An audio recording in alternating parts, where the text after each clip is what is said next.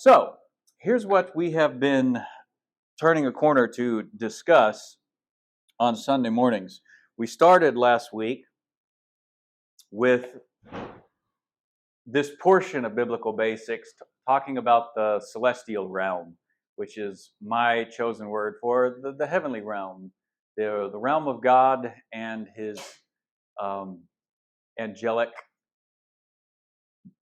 servants up there, his divine family. I'm using the term celestial.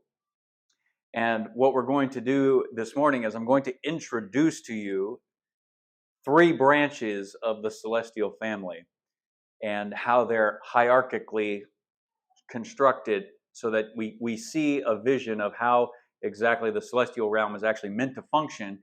And then the next 3 weeks will cover each of these subsections in great detail. This is not everything that we could say about the celestial realm, but this will be enough to get us started. This will be the basics for how things go. But first, pop quiz.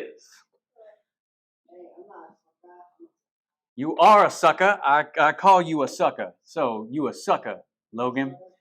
All right, you guys thought you were going to get off easy. Well, school's out for y'all, but school's in right here. So we're going to do a 10-question pop quiz from last week's lesson and review. Don't worry, some of these are multiple choice. Plenty of these are true or false. If you were here last week, you should be, I think that was most everybody, you should be able to remember what these questions are. So, question number 1. What is a god according to the thinking of the ancient world? A, precious metal shaped into a statue. B, anything that inhabits the celestial realm. C, an omniscient, omnipotent, omnipresent being. Or D, peanut butter. Talon, I saw your hands up first. C. Logan. Okay, so we got a C, we got a D, and we got a B. The correct answer is B. Any being that inhabits the celestial realm was called a god. We always think of, going back to this slide, we always define it as C. That's modern definitions. That's not how the ancients thought. So look at the questions. I mean, this is stuff that you just have to learn in school. Read the question in its entirety. According to the thinking of the ancient world, the correct answer is B. Any non-physical being that inhabits the celestial realm is considered a god. Question number 2. What Hebrew word is most commonly used for celestial beings in the Old Testament? A, Adamah. B, Eden. C, Elohim. Or D, Shema. Harley. The correct answer is C, Elohim. Yes, but I didn't see who raised their hands first, so I just went with the one hand over here. That's okay. I'm not necessarily going with who raises their hands first. I'm just trying to spread the wealth, but good job for knowing that. Right. Any being that inhabits the celestial realm in Hebrew could be referred to as an Elohim. Any of them. It's a category title. Remember, like mom or pastor. It's an all-encompassing word. It is not a very specific word in and of itself. True or false? In the Hebrew language, Elohim is always spelled in the plural. I hear a false. I hear another false. Okay. Anybody else want to speak with more assuredly? Assurity? Sorry. What? True. The answer is that is true. Elohim is always spelled in the plural. In Hebrew, I am means it's very, very likely a plural word. So if it was just El, it would be singular, but Elohim is plural. True or false? Despite the plural spelling of Elohim, it can be used for Israel's single God in the Old Testament. True? True? That is true. And for questions 3 and question 4, if you actually read Psalm 82:1 that we looked at last week, in the Hebrew, you would realize in the very first sentence, Elohim is used twice for 2 different groups. God, a group in and of himself, and the rest of the Elohim, or the rest of the celestial beings that he is holding court to judge. So yes, Elohim is always spelled in the plural, but it can sometimes refer to a singular person or a singular being of the celestial realm. Question number 5, what determines if Elohim is singular in its meaning? A, the grammatical context. B, the verb the noun is attached to. C, the adjective attached to the noun is singular. Or D, all of the above. Grant. Anybody else? The correct answer is D, all of the above. I thought I might trick some people up with this one, as B and C are basically the same thing, just with different parts of a sentence, verb or adjective. Yeah, essentially, yes. Okay, the correct answer is D, all of the above. So there are ways, if you pay attention, to figure out, well, do I translate Elohim as a singular being like God? Or is it multiple beings like God's, even though the spelling hasn't changed? So you have to pay attention to the details sometimes. Get used to it. 6, true or false? Yahweh is an Elohim. Logan. That is true. If an Elohim is any being that inhabits the celestial realm, then Yahweh is an Elohim. He is a non-physical being, a spirit being, a celestial being, a heavenly being. Pick a term. He is a God, but he is more, right? Which of these is not referred to as an Elohim in the Bible? A, God. B, living humans. C, dead humans. D, demons. E, angels. F, cherubim. Or G, the gods and goddesses of other nations. Talon.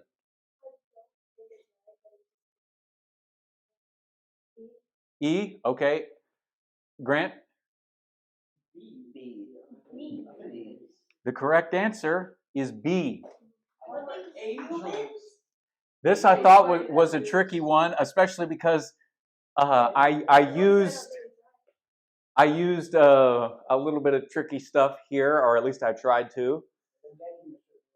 Yes. I was in my head that it was going to be living human, but I just didn't say it out loud. Well, very good. Remember that Samuel in 1 Samuel is referred to as an Elohim after he's dead. The witch at Endor calls up his spirit, and she calls him an Elohim, a spirit, because, well, he's dead. He's not a living person anymore, and living people can be called Elohim because they passed on to reside in the non-physical world. Even angels are Elohim because they're also spirits. Exactly. Very good. So, Elohim is an all-encompassing word in Hebrew. It is what I am calling a celestial being. It is a broad category, and it can sometimes be a specific category. 8, true or false? There is no difference between Yahweh and all other celestial beings. Logan. False. Yahweh is a celestial being, or he is an Elohim, but other celestial beings or Elohim are not Yahweh. He alone is holy, holy, holy, and the whole earth is filled with his glory. He is holy and completely other in his character, his identity, his being, or his ontology. I've used that word with y'all before. He is completely and utterly different than all the other beings in the celestial world. He created them, all of that good stuff. So this language is a child could read and understand this in the ancient world. They knew, reading their Hebrew text, what they were saying about Yahweh. It was obvious to them. Yes, he is an Elohim, but he is not like all the other Elohim. Yes, he is a celestial being, but no, he is not like the other celestial beings for lots of different reasons. True or false? Celestial beings are image bearers of God. I hear a false. Logan? Okay. Ali, Talon, I couldn't tell if you had your hands up. True or false? 50-50 chance. False? Okay. That is true. And you didn't even have to beat the crowd yet, except maybe Zane, because he was the only one who had answered yet. But we're not used to thinking this way. This is part of what I want to correct in your thinking now. Because likely, if most of the adults in the church were asked, they would just refer to them as angels because they don't know these different categories in all likelihood. If it are angels image bearers of God, they would probably say no because that's what denominations have taught for hundreds of years. That's just the tradition that gets passed down. In the Bible, they are image bearers. They bear God's status, they bear his power, they bear his name in a lot of ways. You know, they bear responsibility. They are allowed to rule. All of the same, not all of the same, because you're a physical being, they're not a physical being. But a lot of the same qualities that you possess as an image bearer of God, they already had when God created the physical universe. When God is talking in Genesis 1 and he says, "Let us make man," he's talking to his heavenly family. And he says, "Let us make them in our image," meaning they are image bearers. They rule the heavenly realms under God's authority, just as we are allowed to rule the physical realm under God's authority.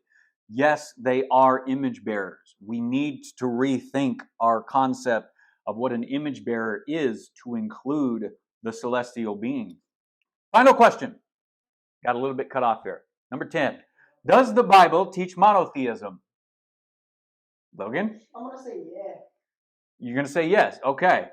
This is not necessarily a yes or no question, though. I'm not asking a true or false. I'm not asking a multiple choice. I'm asking you to think. Does the Bible teach monotheism? What did I say last week? Sometimes. You're getting close. You're getting close. You said it teaches a bunch of different, the way you think it's called, you said it teaches a bunch of different. Yeah. A bunch of different words. Good. Well, we'll review 3 of those words in just a moment. So, does the Bible teach monotheism? Depends on what you refer to as a God. This is the thing. Monotheism itself is a modern term. It has not been around but a few hundred years. How do you read modern terms back into ancient language? They didn't call themselves monotheist.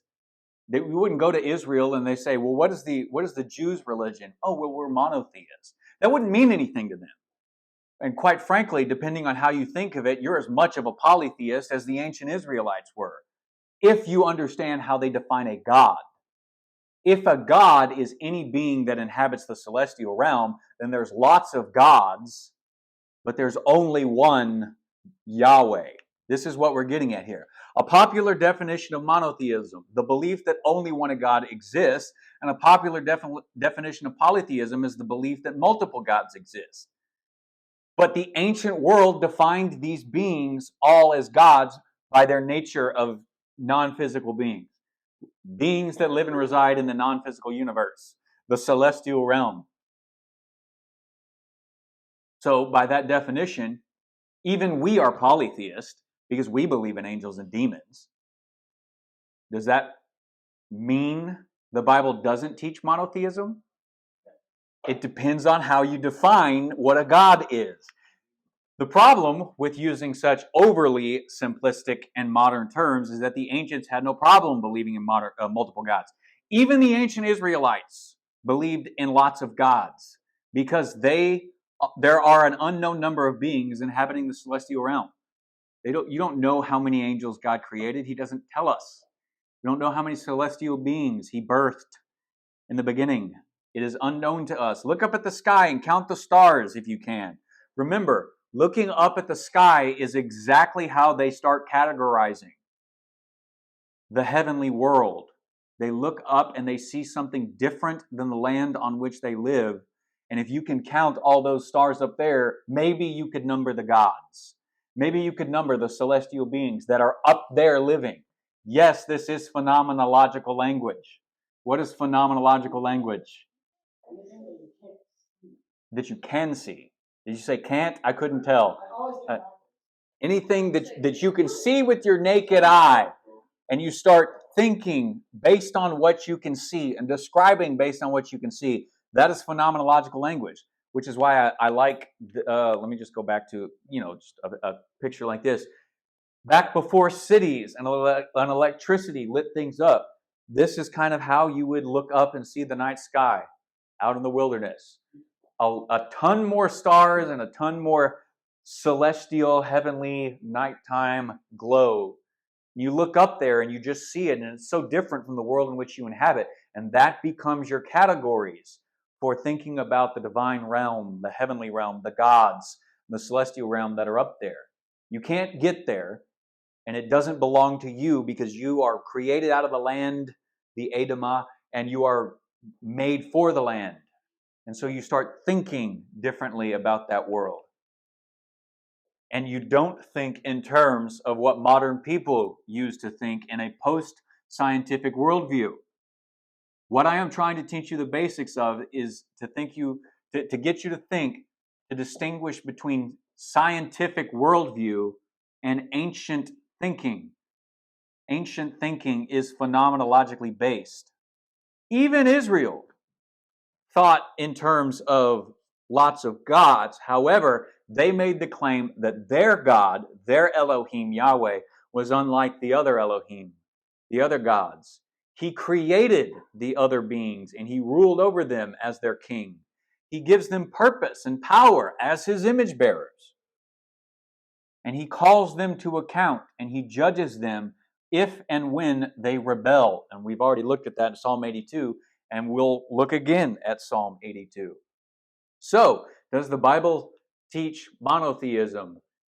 Well, it depends on how you define it, but a biblical definition of monotheism might be the belief that Yahweh is the one and only being in existence of his kind, of his class, of his being, of his ontology, his nature. That word ontology that we've used many, many times, and I will use it again and again. There is only one Yahweh. And if that is what you define as a God, then yes, there is only one God. But that's not the ancient definition of God. Yahweh alone possesses certain qualities that set him apart from all the other beings in the celestial and the terrestrial realm. Any guess as to what the terrestrial realm is? Good. Terrestrial, earth. That's it. If the celestial realm is above, the terrestrial realm is where you and I live and reside. God is omnipotent, omnipresent, omniscient, uncreated, infallible, incorruptible, and many, many more. There's only one being, one person in the entire Bible that the celestial beings themselves bow down to and call holy, holy, holy. And that is Yahweh and Yahweh alone. He is in a class by himself. So recognizing such distinctions in language have led some to label the ancient Israelites as henotheists. One of the words I introduced you to last week, though I got the definition slightly backwards with monolatry, so ignore that. Henotheists are people who believe in multiple gods, but they worship only a single God as supremely worthy.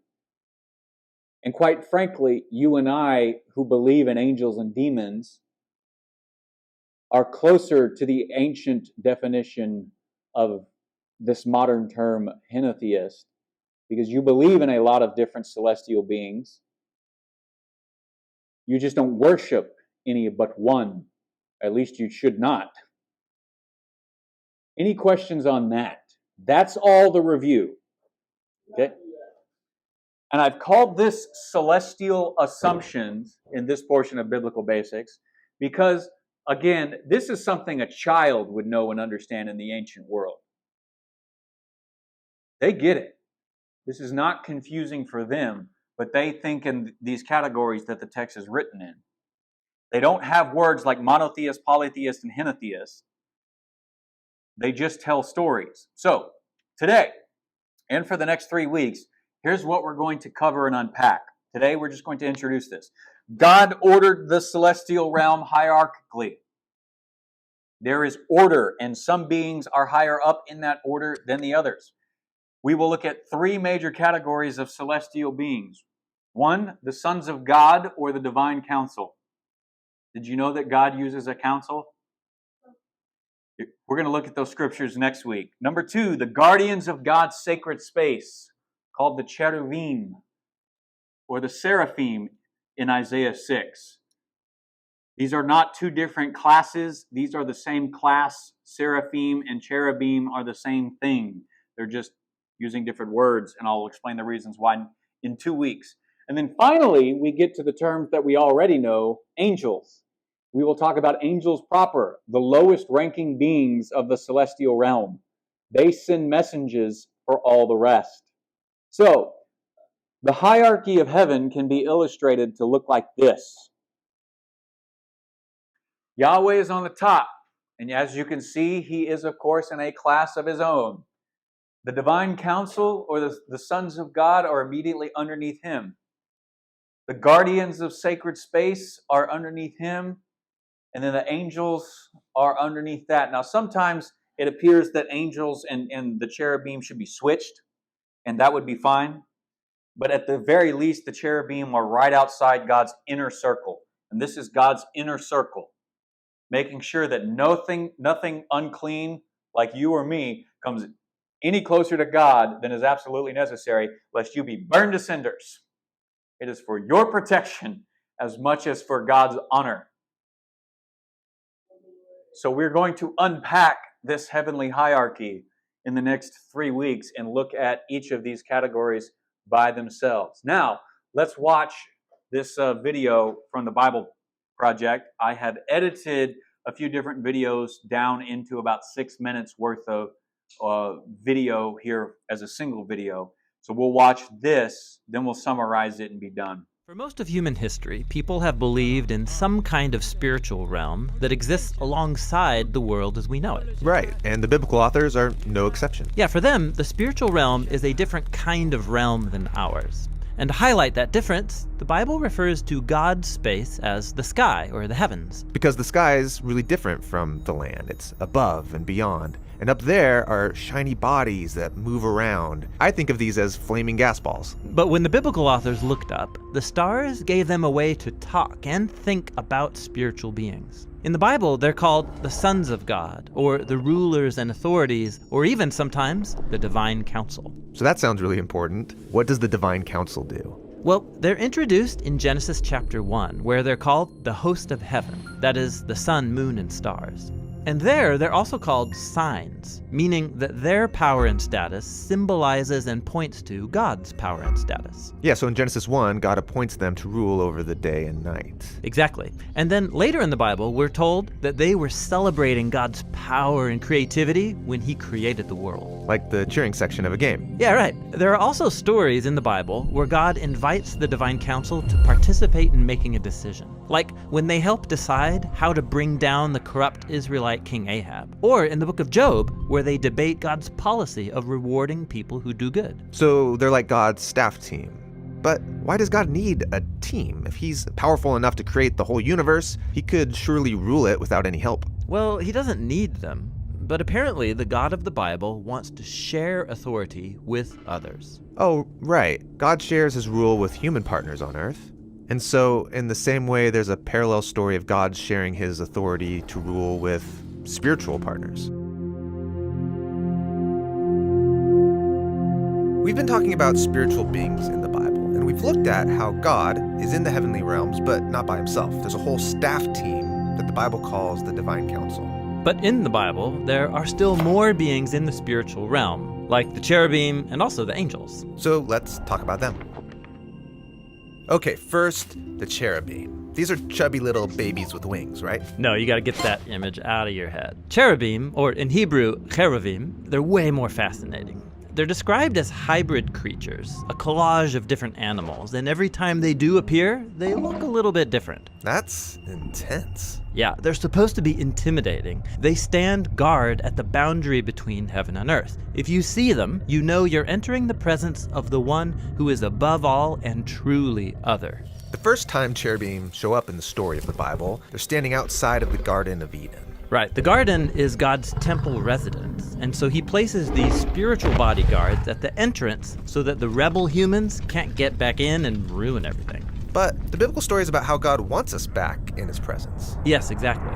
So this is why he chose the people of Israel and gave them the gift of a symbolic miniature Eden called the tabernacle, and then later the Jerusalem temple. In both of these spaces, cherubim were painted and engraved all over, reminding the priests that they are working in God's presence. Now, if a priest went into the Holy of Holies, he would see there a golden box called the Ark of the Covenant, and on it were 2 cherubim. What's going on here? Well, the biblical authors describe the ark as the footstool of God's throne, which the cherubim are carrying. Like we read in Psalm 99, God sits enthroned above the cherubim. But there was no actual throne above the box. Right, the Israelites weren't supposed to represent God with any physical image. But when the prophets had visions about this space, they saw Yahweh sitting on his throne. Okay, so cherubim guard the sacred space, carry God's throne, but why do they look like animal mashups? Well, they're symbolic representations of all the creatures of the earth, because they all belong to God.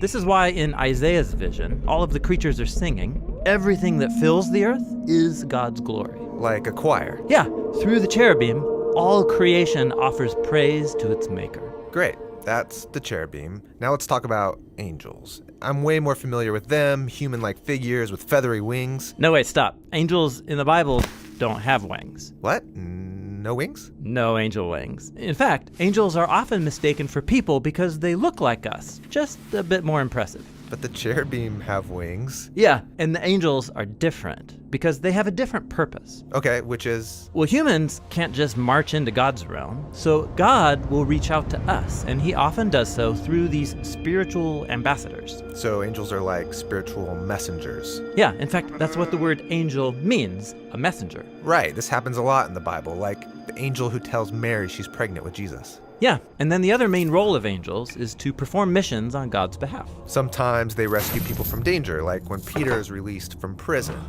And there's some really cool angels, like Michael and Gabriel. Yeah, the name Gabriel means God is my power, and Michael means who is like God. But also notice, these names point to God, not to the angels. Like humans, the angels are images of God's presence and power. But still, how cool would it be to meet an angel? Yeah, and maybe you will, and maybe you already have. But no one in the Bible is ever encouraged to go looking for angels, and when angels do show up, people are usually puzzled or freaked out. So, angels are really awesome, but they play a supporting role in the Bible. Yes, because God's ultimate purpose is to bring humans back into his presence in a reunited heaven and earth. And in the meantime, he uses angels to guide and to serve his people. Okay, so a lot of that is going to be repeated in the next 3 weeks on the video.